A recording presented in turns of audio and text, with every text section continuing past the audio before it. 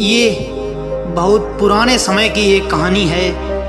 एक बार एक गुरु और शिष्य जंगल से होते हुए अपने गांव जा रहे थे।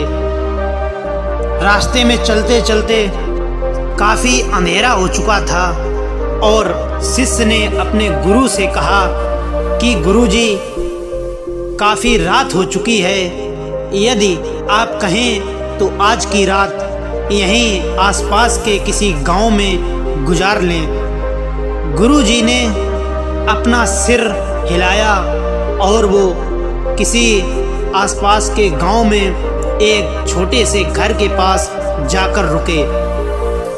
जब वह गांव के पास पहुंचे तो गुरुजी के शिष्य ने एक घर में दरवाज़ा खटखटाया। उस घर से एक गरीब आदमी बाहर आया तो गुरुजी ने बोला, हम अपने गांव जा रहे थे, लेकिन काफ़ी रात होने की वजह से हमने इसी गांव में रुकने को सोचा है। क्या हम आज की रात यहाँ पर रुक सकते हैं? उस गरीब आदमी ने कहा, हाँ क्यों नहीं, आप दोनों अंदर आ जाइए। अब जैसे ही गुरुजी अंदर गए, उन्होंने देखा कि उस आदमी के घर में बहुत ही ज़्यादा गरीबी थी।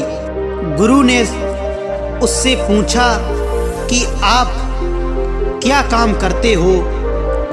वह आदमी बोला कि मेरे पास बहुत सारी ज़मीन है। तो गुरु ने बोला, अगर तुम्हारे पास बहुत सारी ज़मीन है तो इस तरह से क्यों रह रहे हो? वह आदमी बोला, यह ज़मीन किसी भी काम की नहीं है, क्योंकि गांव वाले यही बताते हैं कि ये बंजर ज़मीन है, यहाँ पर कुछ भी फसल नहीं उगाई जा सकती है और वह फसल उगाना बहुत बड़ी बेवकूफ़ी है। तभी गुरु ने बोला कि तुम्हारा गुजारा कैसे होता है? उसने कहा कि मेरे पास एक भैंस है जिससे मेरा पूरा घर चलता है। ये सुनने के बाद गुरुजी सो जाते हैं और रात में जब सब लोग सो रहे थे तब गुरु अपने शिष्य को उठाते हैं और उस गरीब आदमी की भैंस लेकर अपने गांव चले जाते हैं। शिष्य अपने गुरु से पूछता है कि गुरु, कहीं आप ये गलत तो नहीं कर रहे हैं? उस गरीब आदमी की रोजी रोटी इसी भैंस की वजह से चलती है। तभी गुरु ने अपने शिष्य की तरफ देखा और मुस्कुराते हुए आगे बढ़ जाते हैं। उस बात को तकरीबन कई साल गुजर जाने के बाद जो गुरु का शिष्य था वह बहुत बड़ा गुरु बन चुका था। तो एक दिन उस शिष्य को उस गरीब आदमी की याद आती है कि मेरे गुरु ने उस आदमी के साथ अच्छा नहीं किया था, मुझे एक बार चलकर देखना चाहिए कि वह आदमी अब किस परिस्थिति में है। वह शिष्य उस गांव की तरफ जाता है और वहां जैसे ही पहुंचता है तो वह देखता है कि जहां पर उस गरीब आदमी की झोपड़ी थी वहां पर एक बड़ा ही आलीशान महल बन चुका था और उस झोपड़ी के बाहर जो बंजर ज़मीन थी उस पर फल और फूलों के बगीचे थे। तभी उधर से उस घर का मालिक आता है। शिष्य उसे पहचान लेता है और उस आदमी को बोलता है कि तुमने मुझे पहचाना? मैं अपने गुरुजी के साथ यहाँ पर आया था। हम एक रात के लिए आपके यहाँ पर रुके थे। वह आदमी तभी उस शिष्य को पहचान लेता है और बोलता है कि उस रात में आप कहाँ चले गए थे और उस रात के बाद ही मेरी भैंस कहीं खो गई थी। मेरे पास और कोई रास्ता नहीं था तो मैंने अपने ज़मीन पर मेहनत की और फसल उगाई, और तभी से मैं मेहनत करता रहा।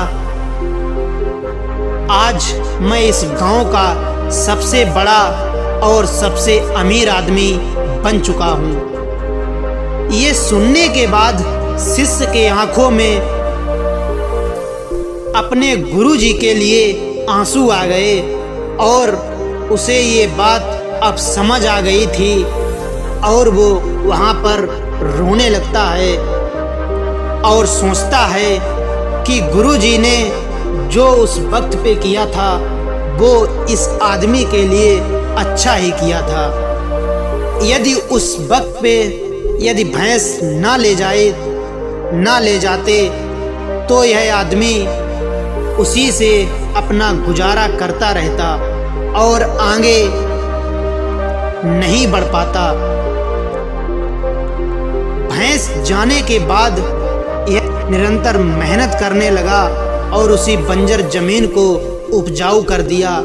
उसी का कारण है आज ये इतना बड़ा आदमी बन पाया है।